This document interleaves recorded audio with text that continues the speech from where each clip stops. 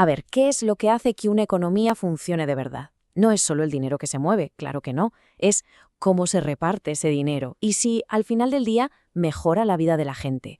Hoy vamos a meternos de lleno en qué es eso del bienestar económico y por qué, bueno, porque es tan complicado de lograr. Esta es, sin duda, la pregunta del millón.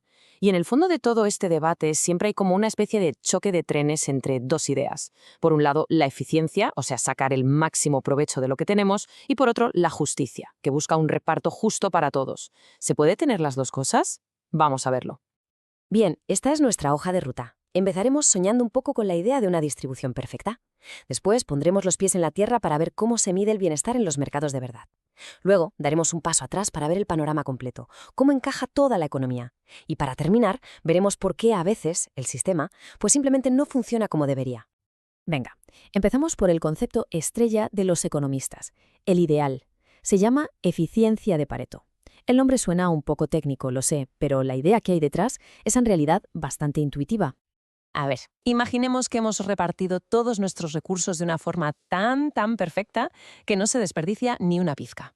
Hemos llegado a un punto en el que si queremos que alguien esté un poquito mejor, inevitablemente tenemos que hacer que otro esté un poquito peor. Ya no hay manera de que todos salgan ganando a la vez. Y la forma más fácil de entender esto es, ¿cómo no?, con un pastel. Pensemos que tenemos que repartirlo entre dos personas, Ana y Luis. Y aquí es donde está la trampa de la eficiencia de Pareto.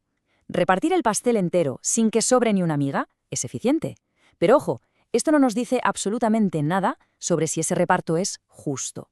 Darle a Ana el 99% y a Luis solo el 1% sigue siendo eficiente, porque no se ha tirado nada. Pero, ¿es equitativo? Pues hombre, va a ser que no. Vale, la eficiencia de Pareto es el ideal teórico. Pero, ¿cómo medimos el bienestar en el mundo real, en un mercado cualquiera? Pues para eso, los economistas usan como dos lupas, una para mirar el beneficio de quien compra y otra para mirar el de quien vende. El excedente del consumidor es esa pequeña victoria que sentimos todos al encontrar un chollo. Imaginemos, estamos dispuestos a pagar 50 euros por unos zapatos, pero los encontramos por 30. Esos 20 euros que, en nuestra cabeza, nos hemos ahorrado, precisamente eso, es nuestro excedente. Un bienestar extra que nos llevamos. Y ahora le damos la vuelta a la tortilla. El agricultor que vende sus manzanas estaba dispuesto a aceptar 1 euro por kilo, pero el mercado se las paga a 1,50. Esos 50 céntimos de más son su excedente, su beneficio por encima de ese mínimo que necesitaba para que le saliera a cuenta. Y aquí llega lo que en teoría es la magia del mercado. Justo en ese punto en el que compradores y vendedores se ponen de acuerdo con el precio, el famoso punto de equilibrio, la suma de los beneficios de ambos de su bienestar es la más alta posible. El pastel del bienestar total es lo más grande que puede ser. Pero, ¿y si algo interfiere en ese equilibrio? Por ejemplo, un impuesto. Pues lo que pasa es que una parte de ese bienestar total se esfuma, se evapora. Y no va a parar a nadie, ¿eh? Ni a compradores, ni a vendedores, ni siquiera al gobierno. Simplemente se pierde. Es lo que se conoce como una pérdida irrecuperable de eficiencia. Hasta ahora hemos visto cómo funciona un mercado solito, como el de las manzanas. Pero la economía no son islas. Es el momento de ampliar el zoom y ver cómo funciona todo el entramado. Claro, es que ningún mercado vive por su cuenta. La economía es una red gigantesca donde todo está conectado. Lo que pasa con el precio del petróleo, por ejemplo, provoca un efecto dominó que acaba notándose hasta en el precio del pan que compramos en la panadería de la esquina.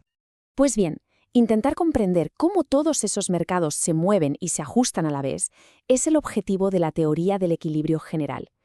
Es como intentar predecir el movimiento de cada engranaje en un motor enorme que no para de cambiar. Es una de las ideas más ambiciosas de toda la economía, sin duda. Y todo esto nos lleva a una conclusión teórica, que suena casi a música celestial, el primer teorema del bienestar. Lo que nos dice es que si los mercados son competitivos y no hay efectos secundarios raros, ya veremos qué es eso, el resultado final es eficiente. Suena genial, ¿a que sí? El problema, claro, es que el mundo real, pues, rara vez es tan perfecto. Y aquí es donde la teoría choca de bruces con la realidad.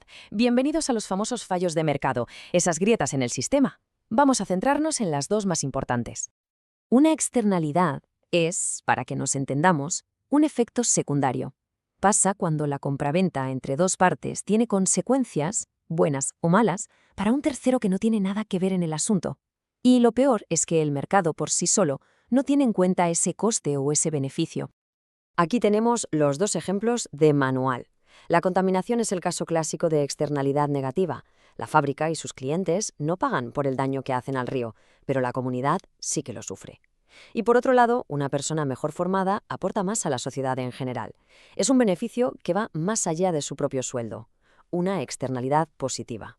Y esta es la razón principal por la que los mercados, abandonados a su suerte, no siempre funcionan bien. Cuando hay estos efectos secundarios, se pierde eficiencia. Y es justo en esa grieta donde se justifica que el Estado intervenga para intentar corregir el rumbo. Pensemos en las farolas de la calle. Nadie puede impedir que paseemos bajo su luz. Y el hecho de que una persona la use no gasta esa luz para los demás. ¿Qué empresa privada pondría farolas si no puede cobrar por usarlas? Pues ninguna, claro. Ese es el problema de los bienes públicos, y por eso casi siempre los tiene que poner el Estado.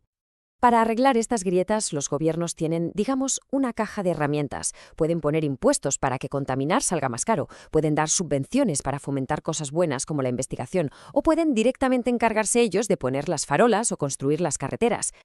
Al final, todo esto se resume en una idea muy sencilla. La economía del bienestar es una búsqueda constante de ese punto dulce.